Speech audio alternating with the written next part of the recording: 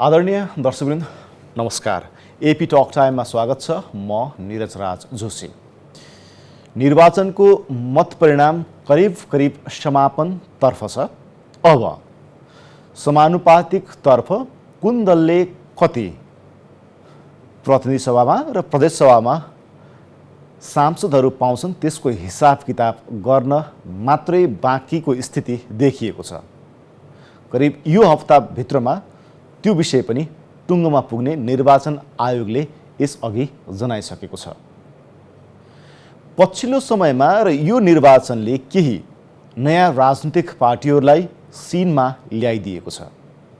ती राजनीतिक पार्टी र शक्तिहरू माथि अहिले विश्लेषण गर्ने हो भने र विश्लेषकका कुरा सुन्ने हो भने केही प्रश्न चिन्हहरू खडा भएका छन्। उनीहरू सिद्धान्त र विचार अनुसार अगाडि बढेका छन् या यो मत जुन उनीहरूले प्राप्त गरेका छन् त्यो हुइमको मत हो या भिडको मत हो।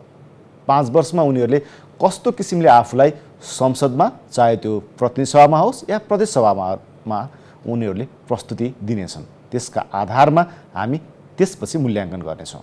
तर 2064 सालको परिवर्तन र मधेसका मुद्दाहरूलाई एजेन्डा बनाएर मूलधारका राजनीतिक पार्टीहरूबाट अलग भएर केही नयाँ पार्टी बने भने केही सामाजिक कार्यमा संलग्न पार्टीहरूले मधेसका एजेन्डाहरूलाई मुखरित गरे र पहिलो संविधान सभाले जनमतका आधारमा र प्राप्त मतका आधारमा ती एजेन्डाहरूलाई स्थायित्व दिन र स्थापित गर्न सफल भयो। तर आजसम्म आइपुग्दाखेरि मधेसको राजनीति र मधेसको एजेन्डा तराई मधेसका एजेन्डाहरू जसरी पार्टी र समूहहरूले उठाएका थिए तिनीहरू बिस्तारै जनमतका आधारमा भन्ने हो भने स्खलित हुन पुगेको जस्तो यो निर्वाचनबाट केही हदसम्म त्यो आकलन गर्न सकिने स्थितिमा देखिएको छ। यसो किन भयो? मधेस केन्द्रित राजनीतिहरूमा टुटफुटको यो श्रृङ्खला कहिलेसम्म? निर्वाचनबाट नै उनीहरूलाई मधेसका नागरिक र तराई मधेसका जनताले अस्वीकार गर्न खोजेका हुन् या के हो? आज हामी यिनै विषयसँग सम्बन्धित रहेर यो बसाइमा कुराकानी गर्ने प्रयासमा रहनेछौँ। हामीसँग हुनुहुन्छ लोकतान्त्रिक समाजवादी पार्टीका नेता डाक्टर सुरेन्द्र झा। उहाँलाई कार्यक्रममा स्वागत गर्ने अनुमति चाहन्छु। यहाँलाई स्वागत सुरेन्द्रजी। धन्यवाद। 2074 सालकै प्रतिनिधि सभाको सिट सङ्ख्या हेर्ने हो भने तत्कालीन राजपा 15 सिटमा उम्मेदवारी दियो, 10 सिटमा विजयी भयो। सङ्घीय समाजवादी 17 सिटमा उम्मेदवारी दियो, 9 सिटमा उसले विजयी प्राप्त गर्यो। तपाईहरू प्रतिनिधि सभाको एउटा महत्त्वपूर्ण स्टेक होल्डरको रूपमा रहनुभयो। करिब तपाईहरूको प्रत्यक्ष र समानुपातिको मतका आधारमा 32 सिट तपाईहरूसँग थियो। तपाईहरू त्यो बिचमा एक ठाउँमा आउनुभयो, पछि फेरि तपाईहरू फेरि आफ्नै बाटोतिर लाग्नुभयो। अहिले तपाईहरूको मत हेर्ने हो भने र प्रत्यक्षतर्फकै निर्वाचित सिट सङ्ख्या हेर्ने हो भने बडा नाजुक देखिन्छ। किन? अब यो लोकतन्त्रमा आवधिक निर्वाचन र जनताको भर्डिक्टलाई हामीले सम्मान गर्नुपर्छ। यो चाहिँ नि मैले एक लाइनमा भने यो जुन परिणाम आएको छ त्यसलाई हामीले समीक्षा गर्छौँ र आज 9औं माटो दिवस छ। त्यसैले माटो बचाऊ र माटोलाई संरक्षण गरौँ भन्ने अभियानमा तपाईँ हामी सबै जुटौँ र यसको लागि शुभकामना पनि छ। यस अभियानमा जोडिनुहुने सम्पूर्ण विश्वभरिका साथीहरूलाई हार्दिक बधाई र धन्यवाद पनि दिन चाहन्छु। यो परिणाम अप्रत्याशित चाहिँ होइन। के सन्दर्भमा होइन भन्दाखेरि हामीले एकदम सही भन्नुभएको छ यहाँले कि 6 महिनाको शान्तिपूर्ण सङ्घर्ष पश्चात मधेसको दुईटा शक्ति जसपा र तत्कालीन राजपा बिचमा अलायन्स गरेर हामीले निर्वाचनमा गयौँ र परिणाम पनि राम्रो आयो। जनताले हामीलाई विश्वासको साथ हेऱ्यो, परिवर्तनकारी शक्तिको रूपमा चाहिँ नि हेऱ्यो र मतदान पनि गर्यो। यद्यपि त्यो मतदानको प्रतिशत हेर्नुहुन्छ भने 74 सालमा पनि लगभग 12% मत मात्रै मधेसको यो दुईटा राजनीतिक दलहरूले प्राप्त गरेको थियो। तत्पश्चात पनि हामीले मधेसमा सरकार पनि बनायौँ अहिलेको मधेस प्रदेशमा। र त्यसपछि चाहिँ के भयो भने हामीले दुई ठाउँमा त्रुटि गर्यौँ। एउटा त हाम्रो जुन राजनीतिक एजेन्डा थियो, सिद्धान्त थियो, एउटा जुन अलायन्स गरेर हामीले निर्वाचन लडेका थियौँ, मध्य प्रदेशमा हामीसँगै सरकार सञ्चालनमा थियौँ, त्यसबाट हामी डिरेल भयौँ र त्यसको सुरुवात चाहिँ आदरणीय उपेन्द्रजीले गर्नुभयो। केन्द्रमा केपी ओलीजीसँगको सरकारमा 18 महिना चाहिँ नै उहाँ मन्त्रीमा रहनुभयो र सबैभन्दा अपमानित ढङ्गले उहाँलाई विदेशमा हुँदाखेरि उहाँको पोर्टफोलियो चेन्ज गरिदियो। त्यस पश्चात पनि उहाँ त्यहाँ निरन्तरता दिन खोज्नुभयो, तर केपी ओलीजीले अपमानित ढङ्गले उहाँलाई निकाल्यो र त्यसपछि चाहिँ हामीले यो राजपा तत्कालीन राजपासँग सहकार्य सम्वादहरू हुँदाखेरि उहाँको पार्टी समस्यामा हुँदा हामीले रातारात त्यो एकीकरण गऱ्यौँ र त्यसको उद्देश्य के थियो भने मध्य प्रदेशको सरकारको जुन गठबन्धन छ त्यो निरन्तर रहिरहनुपर्छ, जनताको पनि चाहना त्यही हो र त्यहाँ चाहिँ हामीले सुशासनको प्रत्याभूति दिन सक्नुपर्छ भन्ने थियो। तर अलिकति बल पुग्ने बित्तिकै फेरि उपेन्द्रजीले निर्वाचन आयोगमा गएर पार्टी छुट्याइ पाऊँ भनेर चाहिँ नै कामहरू गर्नुभयो, निवेदन दिनुभयो र हामीले पनि केपी शर्मा ओलीलाई हामीले भरथेक गऱ्यौँ, ठेचो दिने काम गऱ्यौँ र त्यसको बापत चाहिँ हामी 18 दिने सरकारमा गयौँ र त्यो 18 दिनको सरकारमा जाँदाखेरि त्यो एउटा स्ट्राटेजिक ल्याप्सेस के भयो भन्दाखेरि त्यो 18 दिनको उपलब्धिहरूलाई पनि हामीले जनतामा राम्रोसँग राख्न सकेनौँ। पार्टी फेरि फुट्यो, आजको लोसपा र जसपा अलग ठाउँमा भयो र त्यसपछि पनि जसपामा जुन बाबुरामजीहरू मिसिनु भएको थियो उहाँहरू पनि अलग हुनुभयो। जुन चाहिँ मिसिँदै गर्दाखेरि पनि मैले के भनेको थिएँ भने बाबुरामजीको उद्देश्य भनेको मधेस केन्द्रित दलहरूलाई कमजोर पार्नु मात्रै हो, त्यसैले उपेन्द्रजी चाहिँ उहाँसँग मिल्नु हुँदैन भनेर मेरो आलोचनात्मक कुराहरू बाहिर आउँदाखेरि धेरै साथीभाइले टिका टिप्पणी गर्नुभएको थियो, तर कालान्तरमा त्यो सही साबित भयो र हामी लोसपा निर्माण गरिसकेपछि हाम्रो ल्याप्सेसहरू कहाँनिर भयो भन्दाखेरि साङ्गठनिक कामहरू हामीले केही पनि गरेनौँ। उतातिर फेरि उपेन्द्रजीले तत्कालीन राजपालाई सरकारबाट हटाइदिनु भयो मध्य प्रदेशमा र जसले रमेश महतोलाई गोली हान्यो त्यो चाहिँ नि पार्टी लगायत अन्य दलहरूसँग उहाँले सरकार निर्माण गर्नुभयो र मध्य प्रदेशमा चाहिँ तपाईँको मन्त्रालय टुक्राउनेदेखि लिएर तपाईँको 18-19 जनाको क्याबिनेट निर्माण भयो र त्यसपछि तपाईँको भ्रष्टाचारको जुन एउटा ठुलो कहाली लाग्दो स्थिति आयो। वास्तविकता के थियो त्यो अनुसन्धानको विषय हो, तर जनतामा चाहिँ त्यो विषय गयो र त्यसपछि कमिसन तन्त्रको कुरा, 30% कमिसन, कर्मचारीको अभाव र यो लथालिङ्गको जुन अवस्था देखियो मध्य प्रदेश सरकारको, त्यसको पनि बाछिटा चाहिँ त्यो हाम्रो दुईटै सङ्गठनमा पर्यो। किन नागरिक चाहिँ त्यति सचेत भइ नसकेको अवस्था अथवा यो चाहिँ पार्टीहरू दुईटै एउटै हो, यिनीहरूले पनि कुनै गति लिन सकेन। यिनीहरूको उद्देश्य खालि के मात्रै भयो भने मधेसबाट मत लिने, मत लिइसकेपछि केन्द्रमा गएर या त केपी शर्मा ओलीजीले नेतृत्व गर्नुभएको नेकपा एमालेको भातृ सङ्गठन बन्ने, या त नेपाली काङ्ग्रेसमा शेरबहादुरजीले नेतृत्व गर्नुभएको पछिल्लो समयमा त्यसको भातृ सङ्गठन जस्तो देखिने, यसले आफ्नो एउटा धार चाहिँ तय गर्न सकेन भन्ने किसिमको सन्देश गयो। अघि तपाईँले भन्नुभयो कि आज माटो दिवस, के तपाईँहरूले मधेसको माटो र मन छान्न नसकेको हो यो बिचमा? यो त भन्न नसकेला, किन भन्दाखेरि मैले अघि दुईटा चिज जनमतले त्यही देखाउँछ। नै, जनमतले त्यो देखाउँदैन। मैले तपाईँलाई भने कहिलेकाहीँ कस्तो हुन्छ भने लोकतन्त्रको राम्रो पक्ष भनेकै के हो भने एउटा दलले राम्रो गर्न सकेन भने अर्को दलले माइन्डेड पाउँछ, भर्डिक्ट पाउँछ र त्यसलाई हामीले एकदम सम्मान गर्नुपर्छ। र माटो हामीले किन बुझेको छैन भनेर चाहिँ कसैले भन्न खोज्नुभयो भने त्यो हामीप्रति अन्याय हुन्छ। हामी राजनीतिकर्मीले राजनीति गर्ने हो, पार्टीले राजनीति गर्ने हो, तर जनताले न्याय गर्छ। मैले एक लाइन भन्दाखेरि धेरै साथीको मन कुडिन्छ होला, तर एउटा सत्य मैले यहाँ भन्न चाहन्छु तपाईँलाई। मध्य प्रदेश र तपाईँको मेचीदेखि महाकालीको 20वटा जिल्लाको मत परिणाम तपाईँले हेर्नुभयो भने मलाई लाग्छ जनताले न्याय गरेको छ।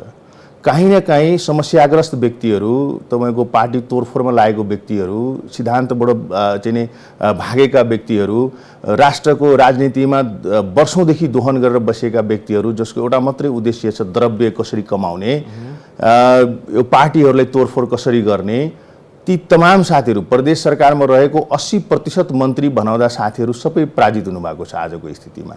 भन्दाखेरि जनताले त न्याय नै गरेको छ नि। अब जो साथीभाइहरूले जहाँ जहाँ ल्याप्सेस गर्नुभएको छ त्यो आत्मसमीक्षातिर लाग्नु पर्यो। यसरी भनौँ यसलाई, नेताहरूको मन चाहिँ जनताले बुझे तर नेताहरूले जनताको मन र माटो चाहिँ बुझेन, होइन? दुईटा चिज भयो। माटो त हामीले बुझेकै छौँ, किन हामी त त्यही मधेसमा जन्म्यौँ, हुर्क्यौँ, बढ्यौँ र त्यहीँको समस्यालाई मैले जसरी रिप्रेजेन्ट गर्छु, मेरो त जीवनको दिनादिन भोग्दै गरेको समस्या हो नि त। मधेसमा के समस्या छ भन्ने कुरा तपाईँ पनि मधेसको नागरिक हुनुहुन्छ, तपाईँ सधैँ भोग्नु भएको छ, म सधैँ भोगेको छु। त्यसैले हामीले समस्या नबुझेको होइन।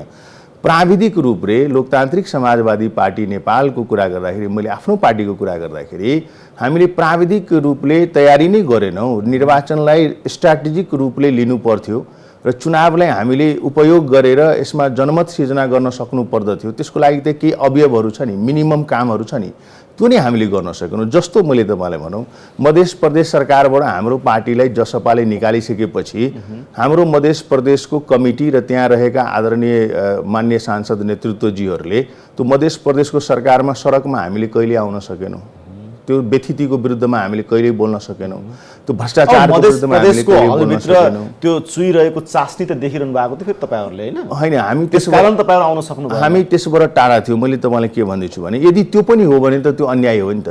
यदि तपाईँले भनेकै कुरो सही हो भने त त्यो पनि त अन्याय हो नि त, नागरिकमाथि गरेको अन्याय हो नि त। नागरिकले खबरदारी गर्नलाई अल्टिमेट अल एन्ड अल जोडिएको त त्यहीँ जस्तो देखियो नि। होइन, मैले तपाईँलाई भन्दैछु त्यस्तो पनि स्थिति थिएन। किन भन्दाखेरि हाम्रो जुन साथीहरू हामी 25 जना सभासदहरू भएर चाहिँ नि मध्य प्रदेशमा थियौँ। जसपा फुर्दाखेरि हामीले 15 जनामा चाहिँ नि आयौँ, फुर्दाखेरि लोकसभामा आउनुभयो। त्यसपछिको साथीहरू नेतृत्वमा अहिले पनि 7 जना प्रत्यक्षमा निर्वाचित हुनुहुन्छ र अधिकतर चाहिँ तपाईँको पुनः जितेर आउनु भएको छ। त्यसैले उहाँहरूको इमान्दारिता, निष्ठा, जनताप्रतिको माया, अगाध स्नेहमा चाहिँ कमी छ जस्तो मलाई लाग्दैन। तर हामीले स्ट्राटेजिक ल्याप्सेसहरू गऱ्यौँ, सङ्गठन नै बनाउन सकेनौँ। स्ट्राटेजिक ल्याप्सेस भनिरहँदाखेरि सुरेनजी, तपाईँहरू स्ट्राटेजी केही कारणले तपाईँहरू सत्ता गठबन्धनसँग तालमेल गर्न त पुग्नु भएको नि? होइन, त्यो त आवश्यक थियो नि। मैले तपाईँलाई यहाँ जोडौँ, जस्तै मेरो पार्टीमा के भयो भने हाम्रो पार्टीको वरिष्ठ नेता आदरणीय राजेन्द्र महतोजीको नेतृत्वमा 6 सदस्यीय कार्यदल बनेको थियो शीर्षस्थ नेताहरूको, केपी ओलीजीसँग वार्ता गर्ने भनेर। मैले त्यही दिन साँझ अन्तर्वार्ता दिएँ कि केपी ओलीजीसँग हाम्रो अलायन्स हुन सक्दैन, हाम्रो तालमेल हुन सक्दैन। उहाँको चाहिँ नि अहिलेको उपस्थिति नागरिकता विधेयकको कुरा गर्दाखेरि दोस्रो संविधान सभामा नेकपा एमाले जसरी प्रतिगमनकारी शक्तिको भूमिका निर्वाह गर्यो, आज उहाँहरू फेरि त्यही ठाउँमा पुग्नु भएको छ र मधेस विरोधी शक्ति भएको हुनाले उहाँहरूसँग हाम्रो तालमेल हुँदैन। लोकसभा पार्टी एक्लै चुनाव लड्नुपर्छ। मध्य प्रदेश तराई मधेसको चाहिँ 20वटा जिल्लामा 80वटा सांसद एक्लै उठाउनुपर्छ र कमसेकम 145 देखि 50 जना प्रदेश सांसदहरू 20 जिल्लामा हामीले उठाउनुपर्छ र हामीले एक्लै चुनाव लड्नुपर्छ भनेर मैले रणनीतिक स्ट्यान्ड लिएँ। र मलाई आज खुसी छ कि पार्टी काहीँ न काहीँ त्यो चिजलाई बुझ्यो र लोकतान्त्रिक गठबन्धनमा जुन हाम्रो अलायन्स भयो त्यसको लागि मैले पनि मेरो स्तरको साथीहरूसँग वार्ता गरेँ, काङ्ग्रेसको साथीभाइहरूसँग, र त्यो सफल पनि भयो। त्यसले गर्दाखेरि एउटा त्यो हाम्रो एडेड एडभान्टेजको रूपमा आयो र आज जुन हामीले मत परिणाम अथवा जुन अवस्था, जुन सङ्ख्या हामीले प्राप्त गरेका छौँ, मलाई लाग्छ त्यो it was a good move, it was a correct move भन्छु म चाहिँ। गुड भन्दा पनि करेक्ट मुभ थियो। मैले तपाईँलाई कहाँनिर भन्यो भने जस्तै पार्टी निर्माण गरिसकेपछि हाम्रो पार्टीको केन्द्रीय कार्य समिति निर्माण हुन सकेन, पदाधिकारी चयन हुन सकेन, कार्यविभाजन हुन सकेन, वडादेखि तपाईँको जिल्लादेखि लिएर संसदीय प्रतिनिधि सभा, क्षेत्रीय सदस्य सम्मको कार्य समितिहरू निर्माण हुन सकेन, राजनीतिक समिति निर्माण हुन सकेन र हामीले चाहिँ 16 डोलो निर्वाचन परिचालन समिति केन्द्रमा पनि बनाउन सकेनौँ, आर्थिक समिति बनाउन सकेनौँ र यो प्राविधिक त्रुटिहरू यतिसम्म भयो कि मैले भने नि त उहाँलाई पार्टीको घोषणापत्र लेख्ने जिम्मेवारी मैले पाएँ, मैले त्यो लेखेँ पनि, तर त्यो चाहिँ विमोचन हुँदाखेरि मैले नै जानकारी प्राप्त गर्न सकिनँ भन्दाखेरि हाम्रो त्रुटिहरू चाहिँ प्राविधिक भयो। अर्कोतिर मैले तपाईँलाई भनौँ, जुन अघि तपाईँले एउटा आँकडा दिनुभयो डाटा, त्यसो तपाईँले आफ्नै पार्टीको आलोचना गरिरहँदाखेरि तपाईँहरूको पार्टी केका लागि त भन्ने प्रश्न गर्नु वाञ्छनीय भन्छ होइन? यो आलोचना होइन, यो वास्तविकता हो। किन भन्दाखेरि म पनि त त्यही पार्टीमा छु नि, मेरो त पुरा जीवन बाँकी छ नि त। मैले यो पार्टीमा मधेसकै राजनीतिको कुरा गर्नुहुन्छ भने 15 वर्षदेखि मैले रगत पसिना सबै बगाएर जेलनेल गएँ, आन्दोलनको नेतृत्व गरेँ। मैले के प्राप्त गरेँ भन्दाखेरि त मेरो भविष्य छ नि, मैले जुन मिसनमा हिँडेँ त्यो मिसन इम्प्लिमेन्ट भएको छैन, क्रियान्वयन भएको छैन। त्यसैले यो सङ्गठन राम्रो हुनुपर्छ भने त मैले बोल्नुपर्छ नि त। यो आलोचना होइन, यो समालोचना हो। यसलाई समालोचना भन्नुहोस्, किन हामीले यो संश्लेषण गरेर अगाडिको कोर्स त हामीले बढाउनुपर्छ नि। यो हाम्रो पार्टीमा एउटा ठुलो रोग चाहिँ के भयो भने पुरानो दलबाट आएको जुन अहिले 4 जना नेताहरू हुनुहुन्छ, पुरानो पार्टीको अध्यक्षहरू, त्यो 4 जनाको हितको लागि, 4 जनाको समर्थनको लागि, 4 जनाको चाहिँ नै इन्ट्रेस्टमा यो चल्ने जस्तो देखियो।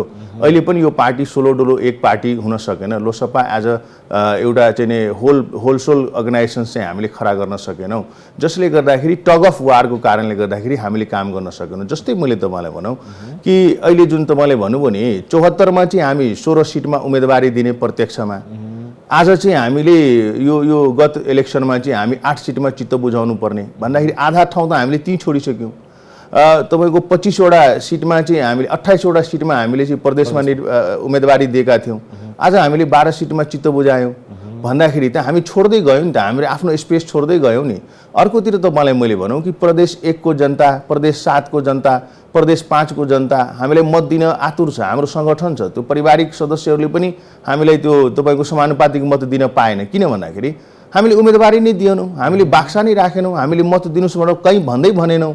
अर्को कुरो तपाईँको 74मा जुन ढङ्गले समानुपातिको मतको किनबेच तपाईँको बजारीकरण भयो र जसरी तपाईँको केही नेताहरू चाहिँ अकुत सम्पत्ति आर्जन गर्नेमा चाहिँ तपाईँको बजारबाट मान्छेलाई उठाएर ल्याएर चाहिँ टपक्क टिपेर सांसद बनाउनु भयो,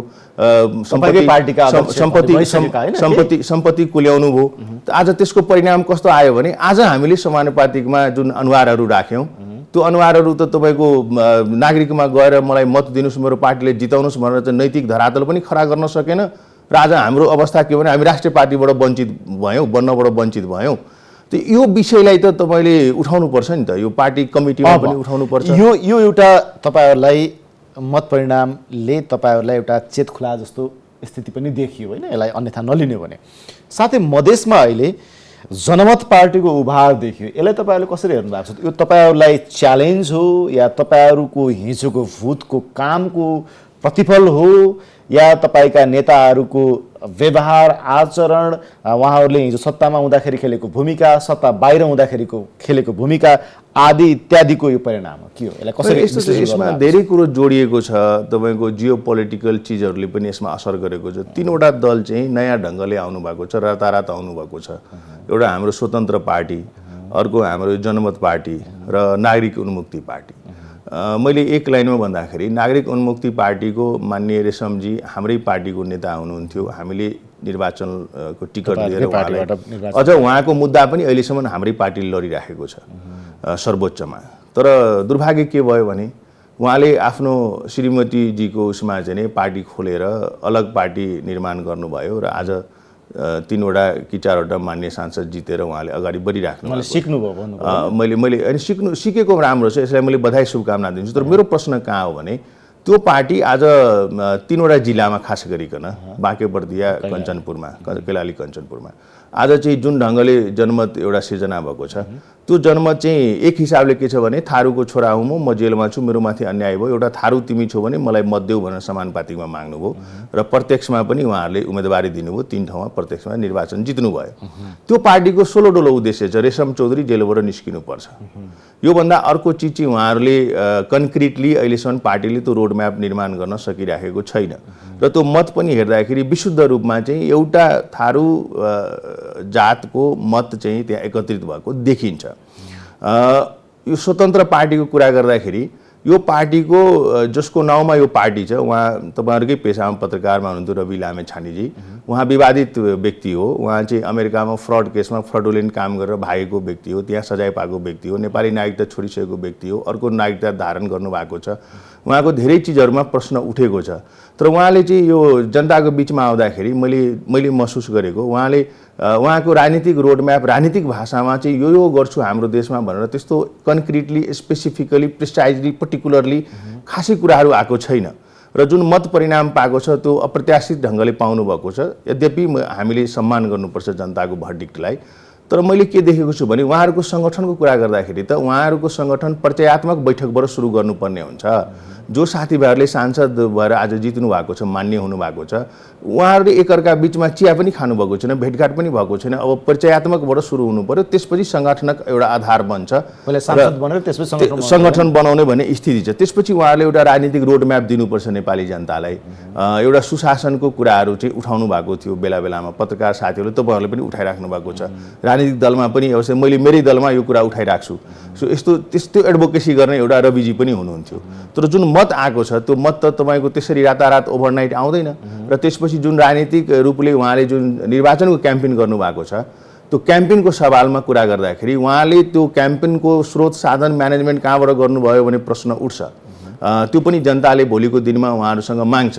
किन भन्दाखेरि यो 2-4 लाख रुपियाँको कुरा छैन नि त। उहाँले हिसाबै बुझाउनु भयो नि चुनाव जितेकै। यो त प्राविधिक कुराहरू नेपालमा तपाईँको सुनपानी छर्किने एउटा संस्था छ, त्यो हिसाब बुझाउनु भयो।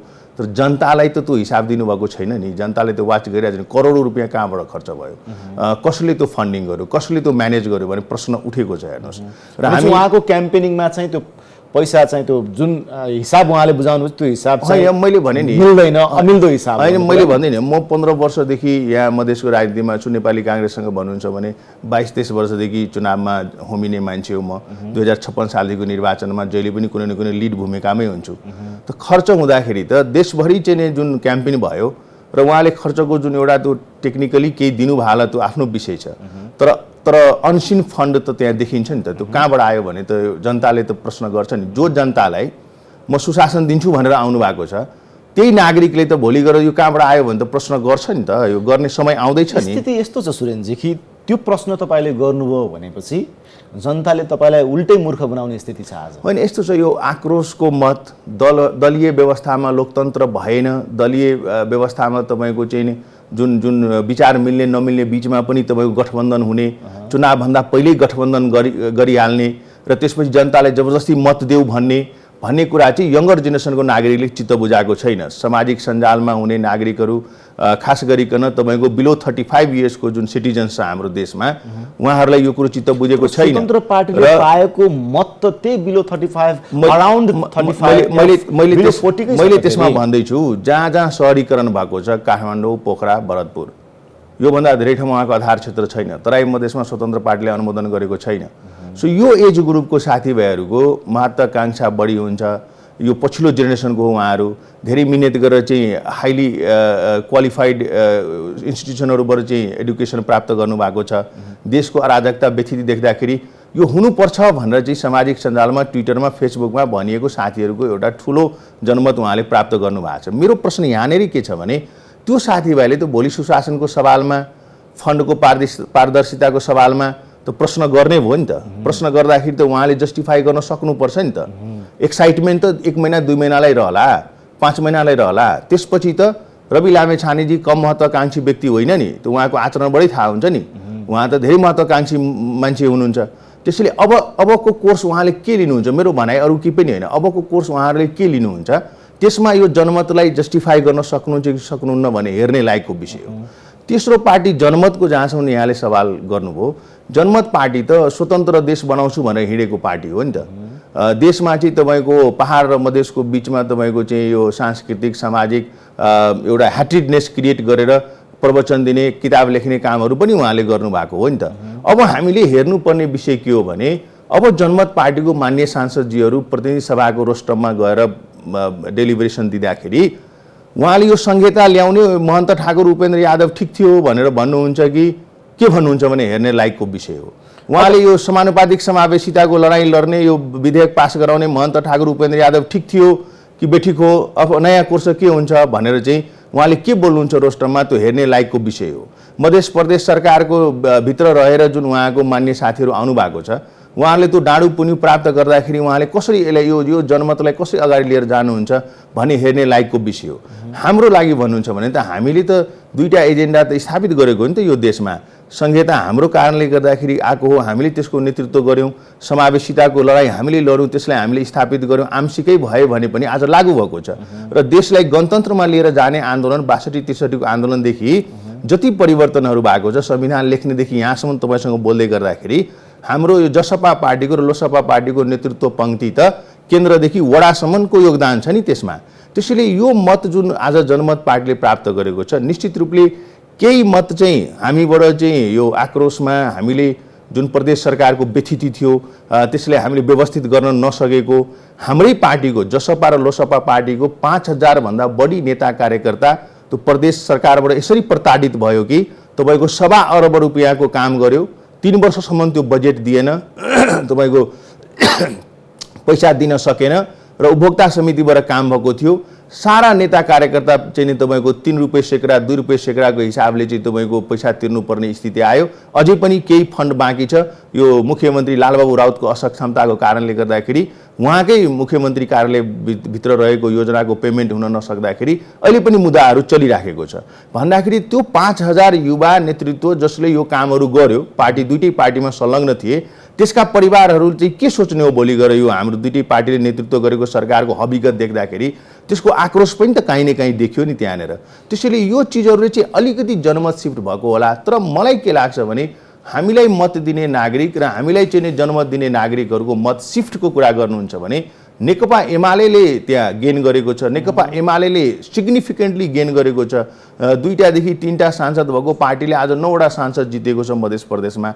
भन्दाखेरि नेकपा एमाले तपाईँको त्यो मध्य प्रदेशभित्र एउटा 2टा सिटले मात्रै होला सेकेन्ड भएको, नभए पहिलो पार्टी हुने अब समानुपातिको आउँदैछ, पहिलो पार्टी देखिएको छ। त्यसैले हाम्रो मत त सिफ्ट भएर नेकपा एमालेमा गयो, नेपाली काङ्ग्रेसमा गयो। भनेपछि तपाईँहरूभन्दा मधेसको एजेन्डा र मुद्दामा मूलधारका पार्टीहरू नै ठिक भन्ने स्थितिमा मधेसका नागरिक गएका हुन्, मतदाता गएका हुन्। एजेन्डा ठिक भन्ने कुरो भने जस्तै एजेन्डा त हाम्रो राम्रो छ नि। सुशासनको एजेन्डा उठायौँ, संहिताको एजेन्डा उठायौँ, समानुपातिक समावेशिताको एजेन्डा उठायौँ, हाम्रो साथीहरू जेलमा छ छुट्नुपर्छ भनेर भन्यौँ, यो परिष्कृत ढङ्गले तपाईँको चाहिँ नि यो सामाजिक विभेदहरू छ त्यसलाई अन्त्य गरौँ भनेर भन्यौँ। एजेन्डा सिफ्ट भएको होइन।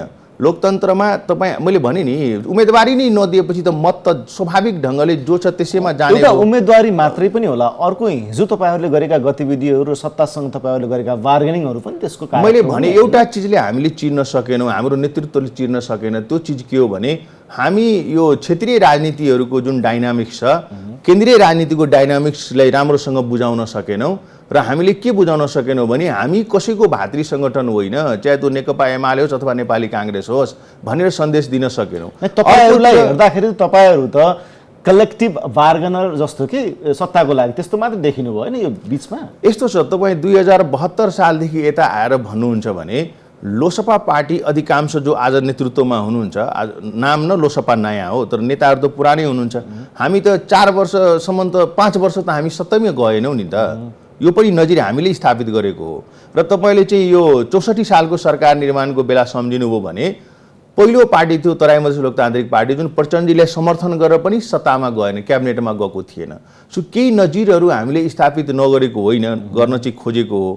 त्यसैले सत्ताकै बार्गेनर भएर चाहिँ हामी गयौँ भनेर भन्न भएन। मैले के भन्दैछु भने मेरो पार्टी खास गरिकन लोसपा पार्टीको कुरा गर्दाखेरि यथेष्ट सम्भावना भएको, यथेष्ट जनशक्ति भएको, यथेष्ट नेतृत्व पङ्क्ति हुँदाहुँदै पनि, मेचीदेखि महाकाली जनताले भोट दिन तयार हुँदाहुँदै पनि केन्द्रीय कार्य समिति, केन्द्रीय कार्यालय, केन्द्रीय नेतृत्व 4 जना नेताहरू, पूर्व अध्यक्षहरू 4वटा विभिन्न पार्टीका, उहाँहरूले पार्टीले गर्नुपर्ने न्यूनतम कामहरू नगरिदिँदाखेरिको चाहिँ नि यो परिणाम हो। त्यसैले यो मलाई लाग्छ, हेर्नुहोस् म अलिक बढी चिन्तित भएको हुँला, तर मलाई के लाग्छ भने योभन्दा बढी जिम्मेवार त तपाईँको वरिष्ठ नेताहरू हो नि त। किन यो पार्टीमा अध्यक्ष छ, 2 जना वरिष्ठ नेता छ, चौथोमा अनिल झालाई राखेको छ, बाँकीको कुनै र्याङ्क एन्ड फाइल छैन। भन्दाखेरि त त्यो उहाँहरू त झन् बढी चिन्तित होला, हुनुपर्छ जस्तो मलाई लाग्छ। त्यसैले उहाँहरूको पनि अब संश्लेषण हेरौँ उहाँहरूले के भन्नुहुन्छ। अब तपाईँहरू त्यो उभारबाट यो तपाईँहरूको बेसीसम्म झरेको स्थिति हेर्दाखेरि अब चाहिँ के हुनुपर्छ र के गर्दै हुनुहुन्छ तपाईँहरू संक्षिप्तमा? यो त मैले के भन्छु, यो एकदमै आकाशै खस्यो, बर्बाद भयो, हाम्रो जनाधार खस्यो, हामी जनताबाट टाढा भयौँ भन्ने स्थिति चाहिँ छैन। तर मतले त देखायो होइन, यस्तो छ, मतले मैले भने नि प्राविधिक कुराहरू अघिको मैले भनेको कुराहरू सम्झिनुहुन्छ भने प्राविधिक ढङ्गले हामी अलिक पछाडि परेको हौँला। र हामीले के बिर्सनु हुँदैन भने 14 वर्ष मात्रै भएको छ हाम्रो पार्टीको अध्यक्ष त नेपाली काङ्ग्रेसको कोषाध्यक्ष पद प्रत्याग गरेर, केन्द्रीय मन्त्री प्रत्याग गरेर, सांसद प्रत्याग गरेर मिसनमा आएको हो नि त। त्यसैले हाम्रो लागि समतामूलक समाज निर्माण गर्ने मिसन हो। यसमा हाम्रो दुर्भाग्य के भयो भने उपेन्द्रजी, राजेन्द्रजी, महन्तजीहरू हाम्रो आदरणीय नेताहरू, उहाँहरूले के गर्नुभयो, यो मधेसको राजनीतिलाई लगेर सत्तासँग जोड्नुभयो र त्यो सँगसँगै के गरिदिनु भयो, जातसँग जोडिदिनु भयो। र जसको प्रतिफल आज के भयो, हामी यहाँसम्म आइपुग्यौँ, टेक्निकल त्रुटिहरू भयो। तर हाम्रो मिसनलाई अगाडि बढाउने हो भने त जसपा आज पनि जीवन्त सङ्गठन छ, लोसपा आज पनि जीवन्त सङ्गठन छ, हाम्रो तपाईँको लार्जर सेक्सन्सको चाहिँ र्याङ्क एन्ड फाइलको नेतृत्व छ, वडासम्म हाम्रो सङ्गठन छ, हाम्रो भिजन छ, दृष्टिकोण छ। यसमा रिभाइभ गर्न त हामीले 2 महिना पनि लाग्दैन। मैले तपाईँलाई भनौँ, अर्को कुरा हामीले के बिर्सनु हुँदैन भने 2/3 नजिकको सरकार चलाउन नसक्ने यो देशमा, नेकपा 3 टुक्रा भएको देशमा यो 2-4 सांसद कम बेसी भएर चाहिँ धेरै ठुलो असर पर्छ जस्तो लाग्दैन। यो जियो पोलिटिकल जुन ढङ्गको चाहिँ प्रभाव छ हाम्रो देशमा, सोसियो इकोनोमिकल प्रभाव जुन देखिराख्नु भएको छ र पहिलो गाँसमै ढुङ्गा भन्छौँ नि हामीले, सत्ता गठबन्धनले बहुमत पुर्याएको छ, सरकार निर्माण हुनुपर्ने, तर यही भित्रको पात्रहरूको जुन चलखेल, त्यो अस्थिरता र तपाईँको महत्त्वाकांक्षा जुन देखिन्छ, यो भन्दा 74 को संसदले जो व्यक्तिहरूलाई निर्णायक ठाउँमा पुर्याएको थियो आज पनि तिनी व्यक्तिहरू निर्णायक ठाउँमा छ। यो चुनावले नयाँ सम्भावनाको खोजी कहाँ गर्यो त नि? त्यो अवस्था त छैन नि। त्यसैले यो 2-4 साथी सांसदहरू उम्मेदवारहरू हार्दैमा समस्या चाहिँ होइन। मधेसको खण्डमा अब के हुन्छ जो होइन हामी तपाईहरुको बेस भएको ठाउँ होइन, हाम्रो एकदम हेर्नुहोस्, हामी लोकतान्त्रिक पार्टी हो, रेजिमेन्टेड पार्टी होइन। हामीले चाहिँ मास बेस काम गर्ने हो। हाम्रो पार्टीले गरेको कामहरूलाई राम्रोसँग हामीले प्रोजेक्सन गर्न सकेनौँ। हामी जहाँ जहाँ अब सत्ताको चाहिँ त्यो कामहरू भइराखेको छ, सरकार निर्माणको कामहरू, जहाँ जहाँ सरकार निर्माणमा हाम्रो सहभागिता हुनसक्छ त्यो ठाउँमा हामीले आफ्नो पर्फर्मेन्स त्यहाँ दिने हो। जहाँ जहाँ हामी प्रतिपक्षमा बस्छौँ, प्रदेशदेखि लिएर केन्द्रसम्म, फेरि तपाईँहरू हिजोका ती शक्तिहरू फेरि एक ठाउँमा आउने स्थिति या त्यो परिदृश्य यो निर्वाचनले दिएको छ कि छैन? होइन, यसो दिएको त किन नभन्नु, भन्नुहोस्, यो त आवश्यक छ, यो त कम्पलसरी छ, अब्लिगेटरी छ। डक्ट्रिन अफ नेसेसिटीको आधारमा पनि हामी सबै एक ठाउँमा आउनुपर्छ। किन मैले तपाईँलाई भनौँ, आजको जनमत पार्टीले समेत हामीले जोडेर हेर्ने हो भने पनि 74 मा हामीले प्राप्त गरेको मतभन्दा 59,000 मत कम प्राप्त गरेको छौँ हामीले, जबकि 5 वर्षमा त इजाफा भएर 2-4 लाख बढाउनु पर्थ्यो नि त हामीले।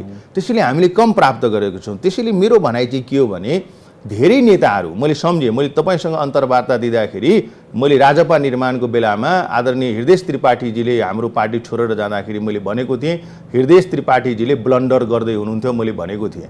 र आज साबित भएको छ कि त्यो 74 मा उहाँले लिएको निर्णय गलत हो। उहाँ चाहिँ जुन राजनीति गरेर एउटा व्यक्तित्व बनेर आउनुभयो, नेता बनेर आउनुभयो देशको, त्यो धरातललाई छोडेर जानुभयो र सूर्य चिन्हबाट निर्वाचन लड्नुभयो। त्यो गलत थियो, मैले त्यतिखेर बोलेको। आज पनि मलाई के लाग्छ भने त्यो गलत थियो र उहाँहरू लगायतको सबै साथीहरू, सबै नेताहरू चाहिँ एक ठाउँमा आउनुपर्छ र साँच्चीकै समतामूलक समाज निर्माण गर्ने हो, लोकतन्त्रलाई डेलिभर गर्ने बनाउने हो र अलग थलग पारिएको नागरिकहरू, आम नागरिकको घरसम्म तपाईँको सुशासनको प्रत्याभूति दिने हो भने ठोस लोकतान्त्रिक शक्ति, दलीय व्यवस्थाको विकल्प चाहिँ स्वतन्त्रहरू हुन सक्दैन, दलै हुनुपर्छ भन्ने लाग्छ मलाई। हस्, तपाईँको समय र विचारका लागि धन्यवाद। विचार राख्ने अवसर दिनुभयो, धन्यवाद। दर्शक बिन्दु आउनुहुन्थ्यो लोकतान्त्रिक समाजवादी पार्टी लोकसभा नेपालका नेता डाक्टर सुरेन्द्र झा। आजको एपी टक टाइमको समय सकेको छ। बिदा दिनुहोस्, नमस्कार।